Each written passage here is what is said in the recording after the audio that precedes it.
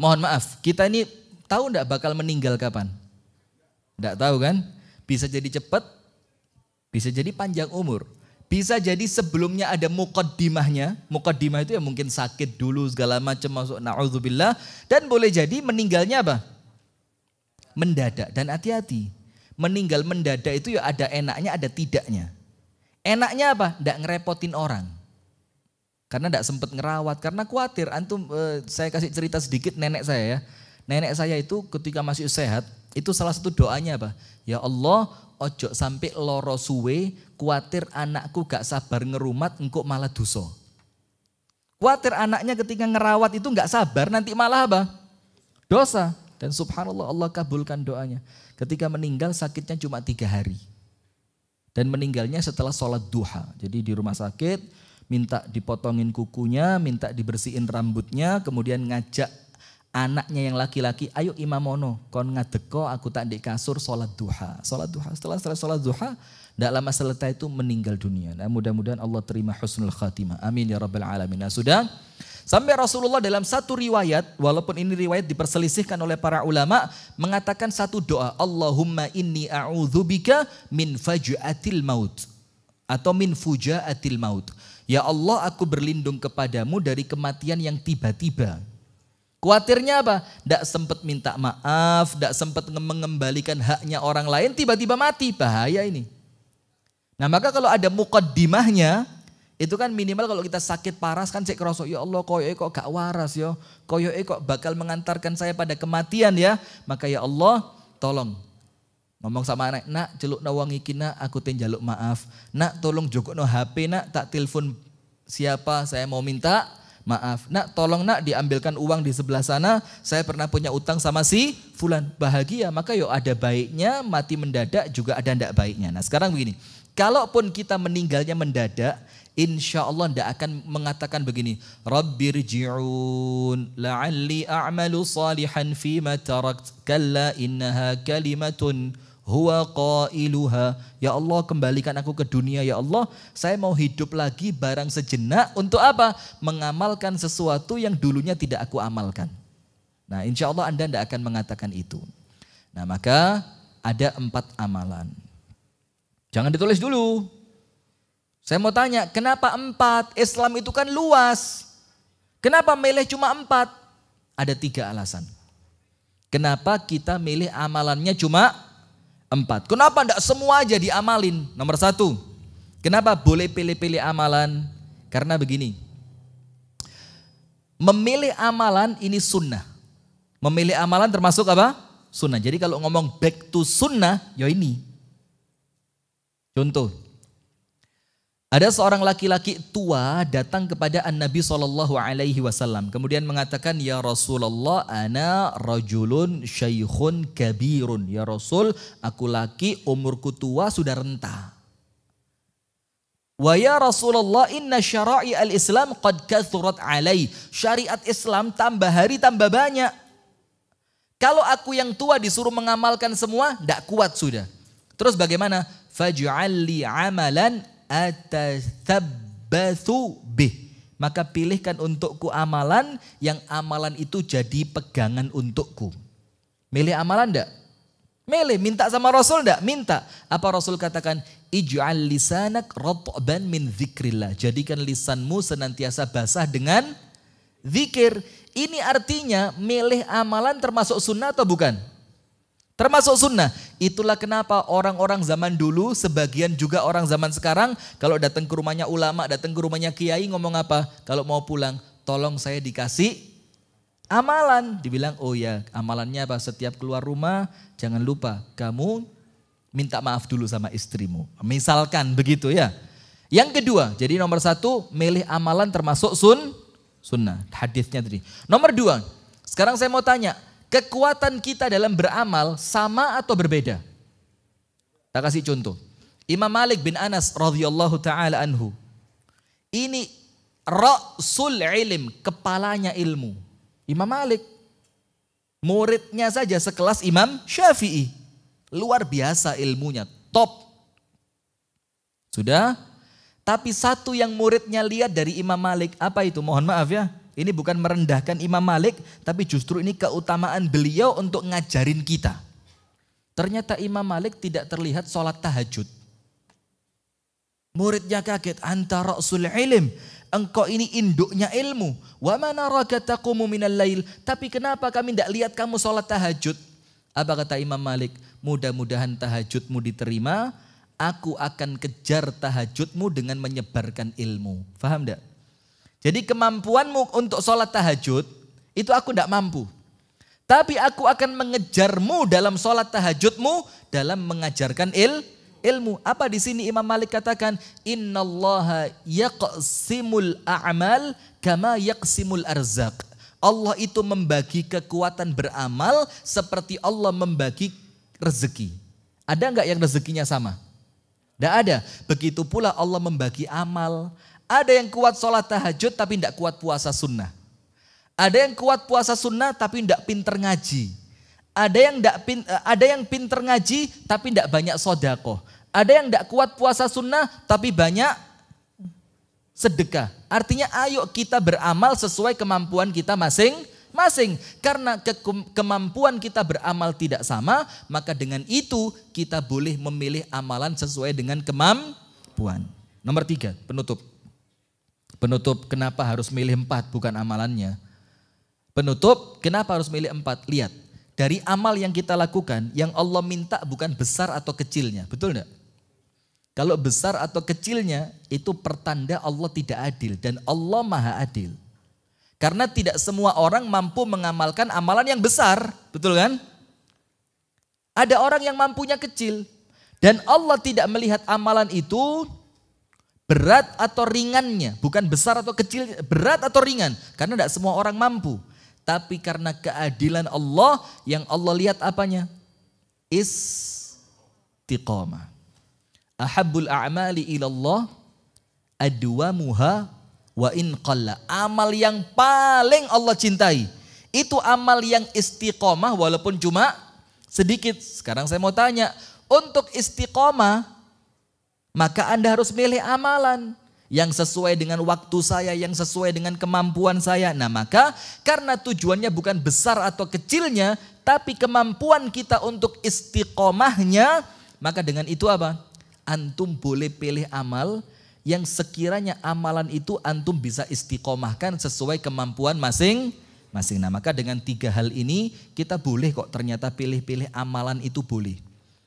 Tapi jangan milih yang wajib, karena yang wajib tidak boleh dipilih, harus dilakukan ya. Tapi di antara amalan-amalan yang lain. Maka nomor 1, memilih amalan termasuk sunnah. Nomor 2, karena kemampuan kita dalam beramal tidak sama. Yang ketiga, karena yang diminta oleh Allah istiqomah, dan untuk bisa istiqomah kita harus bisa memilih amal sesuai kemampuan dan waktu yang kita punya. Sekarang amal yang pertama, ada 4. Ingat, amal nomor 1 wajib diletakkan di nomor 1. Tidak boleh dipindah nomor 2, 3 atau 4. Maka nomor 1 tidak boleh dipindah nomor 2, 3 atau 4. Tapi nanti ingat, amalan kedua, ketiga, keempat antum boleh bolak-balik sesukanya. Khusus nomor 1 tidak boleh apa? Dipindah, wajib diletakkan pada amal nomor 1. Apa nomor 1? Hafidh ala salatik. Jogon sholatmu sing 5 waktu. Nomor 1 ini. Kalau kepingin selamat dunia sampai akhirat, meninggal kapanpun antum tidak akan getun. Tidak apa-apa sudah.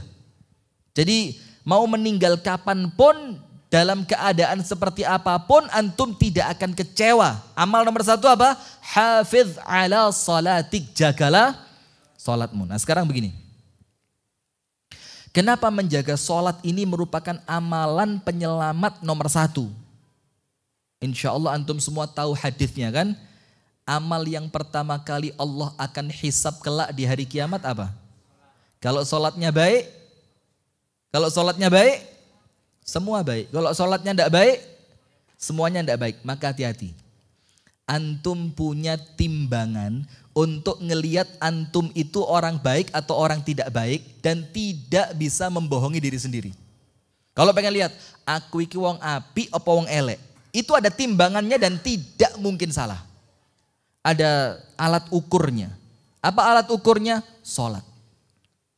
Kalau sholatmu baik, semuanya baik. Kalau sholatmu tidak baik, semuanya tidak baik. Nah sekarang begini, lihat. Kalau Anda kepingin tahu, maaf ya, misalkan nanti jam 2:30, Anda bakal meninggal dunia. Misalkan, tentu kan kita penasaran ya, di alam kubur saya bakal bahagia atau sengsara. Pengen tahu kan? Ada tolak ukurnya. Anda kalau meninggal sekarang bakal bahagia atau sengsara di kuburan, tolak ukurnya cuma satu, yaitu sholat. Kalau sholat Anda baik, maka nanti pasti di kuburan Anda bahagia. Tapi hati-hati, kalau sholatnya tidak baik, masuk kuburan diide-ide malaikat. Coba lihat, Rasulullah Muhammad SAW, ibu-ibu tahu enggak, surat yang turun kedua apa? Al-Muzammil, apa? Al-Muzammil. Sekarang lihat, saya mau tanya, singkat aja. Allah tahu enggak kalau dakwah itu bakal berat? Allah tahu enggak?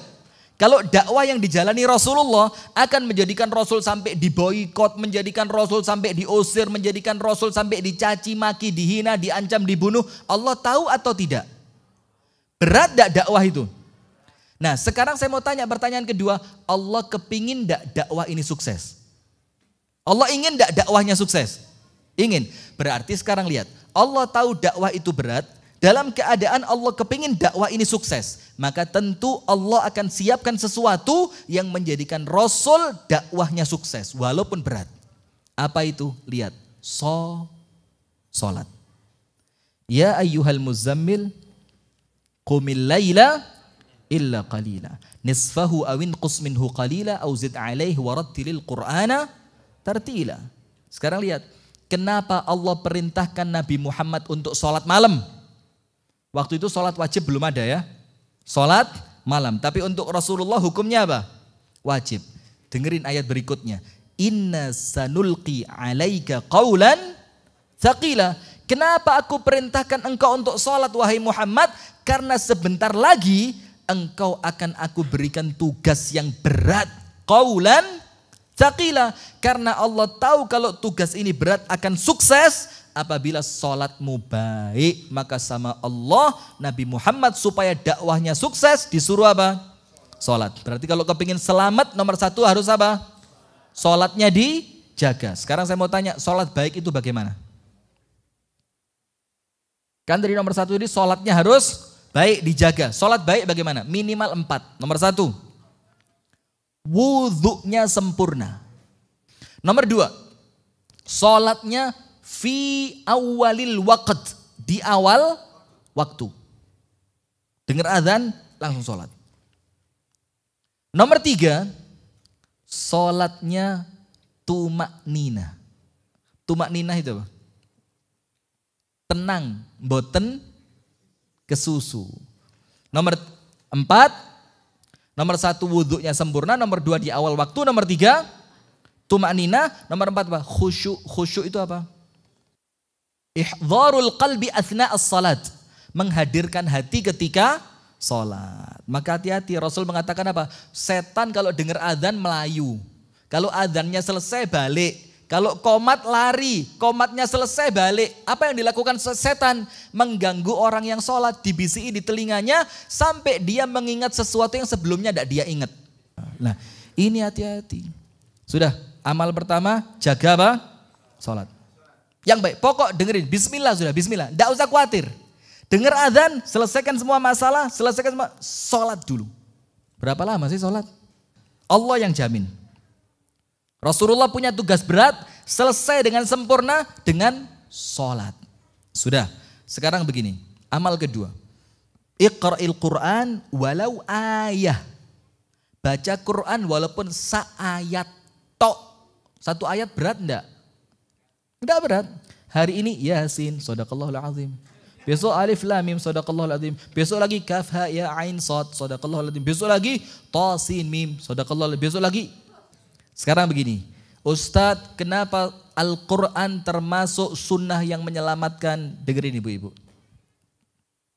Rasulullah Muhammad SAW bersabda, Iqra'ul Qur'ana fa innahu ya'ti yawmal qiyamati syafi'an li ashabi.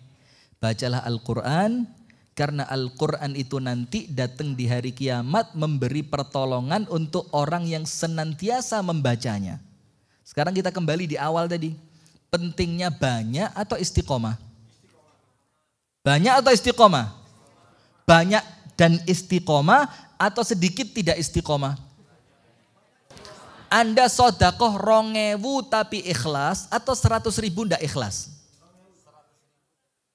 2.000 itu menunjukkan Anda tidak ikhlas. Kalau Anda ikhlas gak mungkin 2.000. Alasan. Uang medit golek alasan yang ini ki. Ini ilmu digunakan untuk cari alasan. Istighfar ya akhi. Sudah. Begini. Yang Allah suka itu yang rutin walaupun cuma sedikit. Maka saya katakan baca Al-Quran walaupun cuma berapa ayat? 1. Nah sekarang begini lihat. Bacalah Al-Quran. Rasulullah yang mengatakan, sekali lagi, tadi setiap sunnah Rasul itu menyusahkan atau tidak? Tidak mungkin menyusahkan, berarti setiap sunnah yang Rasul ajarkan itu keselamatan buat Rasul atau buat kita? Ketika Rasul sampai perintahkan, berarti Rasul yang inginkan dari perintah itu kita selamat dunia sampai akhirat. Nah sekarang begini, Rasul bilang bacalah Al-Quran karena Al-Quran itu mendatangkan pertolongan bagi orang yang senantiasa membacanya kapan? Kelak di hari kiamat. Anda tahu enggak hari kiamat? Yauma la yanfa'u malu wala banun illa man atallaha biqalbin salim. Enggak manfaat uang yang Anda punya. Yang sekarang kerja mati-matian cari uang, nanti di hari kiamat ma yanfa' enggak manfaat. Anak dibanggakan, anakku lu dokter. Anakku lu insinyur. Anakku lu ustaz enggak apa-apa. Kalau ustaz enggak apa-apa. Tapi jangan sampai jadi sombong. Anakku loh iki anak. Tidak manfaat di hari kiamat. Apa yang manfaat? Illa man atallaha biqalbin salim. Orang yang datang kepada Allah hatinya baik. Termasuk ciri hati yang baik itu hati yang tidak pernah kenyang baca Al-Quran. Ingat ucapannya Sayyiduna Uthman ibnu Affan. Lau salima qulubukum lama syabi'a min kalami rabbikum. Kalau hati kalian bersih, tidak akan pernah kenyang baca Al-Quran. Kita baca Quran berapa menit? Dengerin, ini dari guru kami Ustadz Abdullah Al-Hadrami di Batu, di Malang sana. Beliau bilang, orang kalau baca Quran biasanya masuk 5 menit, wis mulai.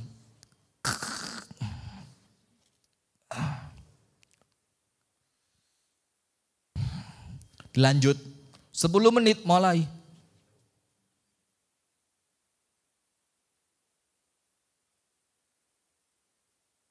Titik loro apa siji ya? Mulai belereng meripati. Nanti lanjut lagi 1/4 jam. Mulai yang awalnya tidak senden mulai.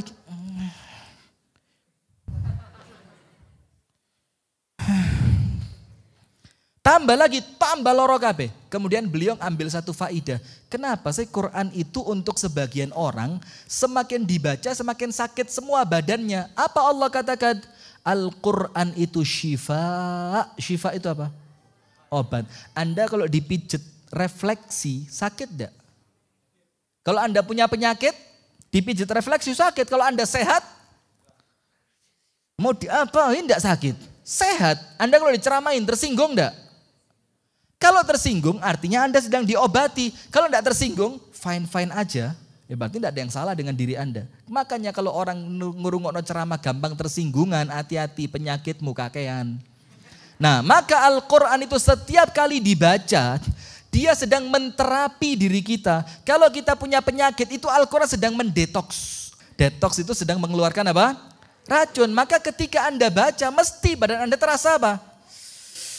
Terusin, di Jakarta kami punya kenalan namanya Dr. Rudi. Dr. Rudi ini yang nangani kakaknya Ustadz Umar Mita. Yang Down syndrome ya. Nah kebetulan kami punya anak kecil namanya Mujahid, dia juga ada cerebral palsy, itu semacam itu. Nah sudah, maka konsultasi dengan Dr. Rudi, kami diundang pengajian di tempatnya beliau dan semua terapisnya perempuan dan bercadar. Kaget saya, ini terapi autis atau tempatnya teroris? Bingung saya ini, waduh kok serem-serem ngene gitu. Sudah, akhirnya beliau cerita, kenapa Ustadz di tempat kami seperti ini? Karena kami pakai terapi Al-Quran. Semua terapis kami wajib bisa ngaji dengan baik dan benar. Kenapa? Setiap pasien masuk ruangan terapi, terapisnya wajib ngaji 1/4 jam. Itu si pasien biarin mau loncat-loncatan, mau nangis, mau gak dengerin, mau main game, mau biarin. Yang penting terapisnya baca Al-Quran 1/4 jam. Kenapa? Quran itu obat. Dan beliau yakin dan sukses. Sudah, yang ketiga. Aktsir minal istighfar. Banyakin baca istighfar. Saya tanya sekarang begini. Baca istighfar sunnah enggak? Sunnah. Sekarang kenapa banyak baca istighfar itu menyelamatkan? Sekarang lihat, musibah yang datang dalam hidup kita hampir bisa dipastikan kalau bukan ujian, kalau bukan apa? Ujian, maka pasti karena dosa. Maka ada Ustadz Muhammad Syukur di Malang, beliau itu punya amalan istiqomah apa? Wudhunya bu, setiap wudhu. Tidak habis air segelas. Istiqomah. Dan kami lihat dengan mata kepala kami sendiri karena guru kami waktu di pondok ngajar Bulughul Maram. Tidak habis segelas ini. Wudhu sempurna. Sudah kebiasaan beliau, kemanapun beliau pergi dengar azan, berhenti di tempat itu untuk sholat. Suatu hari di tol, masuk azan Ustaz. Karena di rest area yang pertama dianggap kurang pas, beliau bilang sama temennya apa? Di rest area berikutnya. Padahal sudah azan. Rest area 1 sampai yang berikutnya berapa kilo sih? Paling 30-40 kilo kan? 40 kilo. Subhanallah di tengah jalan ada insiden kecelakaan. Dar. Tabrakan beruntun. Beliau bilang apa? Ini karena kita meninggalkan sholat dari awal waktunya. Subhanallah luar biasa. Nah maka ingat, setiap musibah yang datang pasti karena dosa. Supaya dosa kita tidak mendatangkan musibah, maka dosa harus dihapus dengan apa? Istighfar. Nah sekarang terakhir penutup, ini yang susah. Maaf ya, ini yang susah. Nomor 1, sholatnya yang baik. Insya Allah selamat dunia, selamat akhirat. Nomor 2, jangan lupa baca Al-Quran. Nomor 3, lisannya jangan berhenti dari istighfar. Ada yang luput. Istighfar itu dikatakan memperbanyak tadi minimal berapa? Jadi begini, disebutkan oleh para ulama aqallul aktsarin. Batas minimal Anda dikatakan telah memperbanyak. Batas minimalnya berapa? Para ulama mengatakan 300. Berarti kalau Anda ngelihat, wih kilore wong gemar istighfar, artinya istighfarnya dia berapa? Lebih dari 300. Ini loh rajin sholawat, sholawatnya dia berapa? Lebih dari 300. Penutup rodo angel untuk ibu-ibu terutama dan bapak-bapak sedikit lebih mudah. Karena bapak-bapak itu Masya Allah di mana-mana keren-keren. Apa yang keempat? Biar selamat dunia selamat akhirat. Ini amalannya Rasulullah, ini sunnahnya Rasulullah. La tazlim ahadan. Wangel dikit. Jangan zalim kepada siapapun.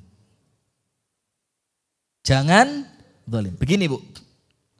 Anda kalau punya kezoliman dengan sesama manusia, wajib ketemu. Imma fid dunya wa imma fil akhirah. Kalau enggak ketemu di dunia untuk minta maaf, pasti ketemu di akhirat. Loh Mbak Yu, sepurane biyen gak sengojo Mbak Pret. Enggak ada di akhirat, Mbak Yu sepurane. Enggak ada. Di akhirat itu apa? Pahalamu dipek, dosane wong kok tanggung. Dan itu di akhirat. Rasulullah SAW bersabda, Allah Ta'ala berfirman, hadits qudsi. Ya bana Adam, law balaghat dhunubuka anana as-sama'i thumma astaghfartani ghafartu lak wala ubali. Wahai manusia, kalau dosamu seluas langit, kemudian kamu istighfar 1 kali, tak ampuni semua sak langit tadi dan aku tidak peduli. Allahu Akbar. Istighfar berapa? 1. Astaghfirullah. Itu dosa antara kita dan Allah langsung bersih. Celing. Subhanallah. Kemudian Allah berfirman lagi. Ya bana Adam, لو أتيتني بقراب الأرض خطايا ثم لقيتني لم تشرك بي شيئا أتيتك بقرابها مغفرة. Kalau kamu datang mati, bawa dosa seberat bumi. Seberat bumi, tidak macam-macam loh ini. Kemudian kamu datang kepadaku tidak pernah syirik. Apa Allah bilang? Aku yang datang kepadamu dengan seberat bumi sebagai ampunan. Ya Rabb. Ini kalau kita dengan Allah. Tapi kalau sesama manusia. Anda tahu hadis orang bangkrut tahu kan? Puasanya banyak, sholatnya banyak, sedekahnya banyak. Tapi pernah mukul si fulan, pernah ngerasani. Mana yang suka ngerasani? Angkat tangan. Angkat tangan yang suka ngerasani. Wis doyan ngerasani, goroh mana? Astaghfirullahaladzim. Angkat tangan yang suka rasan-rasan. Bagus. Tidak boleh angkat tangan. Nanti bongkar aib diri sendiri. Allah tidak suka. Bongkar aib orang tidak boleh. Bongkar aib diri sendiri tambah tidak boleh lagi. Nah, orang ini apa? Pernah mukul si fulan, ngambil uangnya si fulan, menzalimi si fulan, mencurangi si fulan, menginjak harga diri si fulan. Apa terjadi? Diambil pahalanya dikasih sama orang-orang yang pernah dia zalimi. Dan kalau pahalanya habis yang antri masih banyak, dosanya orang yang Anda zalimi Anda ambil. Sampai terakhir apa? Anda disungkurkan oleh Allah ke dalam api neraka. Na'udzubillah min dzalik.